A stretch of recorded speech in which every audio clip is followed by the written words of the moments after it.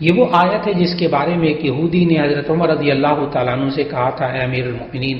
اگر یہ آیت ہمارے اوپر نازل ہوتی تکمیل دین والی تو ہم اس دن کو یوم عید قرار دیتے، عید کا دن۔ حضرت عمر رضی اللہ تعالیٰ عنہ نے جواب دیا، میں اس دن کو بھی جانتا ہوں اور اس گھڑی کو بھی جانتا ہوں جب رسول اللہ صلی اللہ علیہ وسلم پر یہ آیت نازل ہوئی۔ وہ عرفہ کی شام اور جمعے کا دن تھا، گویا کہ اس دن ہماری 2 عیدیں تھیں۔ پھر اللہ تعالیٰ نے سورہ مائدہ کے اندر حلال اور حرام بیان کرنے کے بعد یہ بھی فرمایا کہ اللہ تعالیٰ نے یہ ایمان والوں پر احسان کیا ہے۔ پھر اس کے ساتھ ساتھ جانوروں کے ذریعے شکار کرنے کے احکامات بھی اللہ تعالیٰ نے سکھائے کہ تم نے ان کو سدھایا ہوا ہو، تم بسم اللہ پڑھ کر اس کو چھوڑو، وہ تمہارے لیے پکڑ کر لے کر آئیں، شکار کر کے لے کر آئیں، اور ایسی صورت میں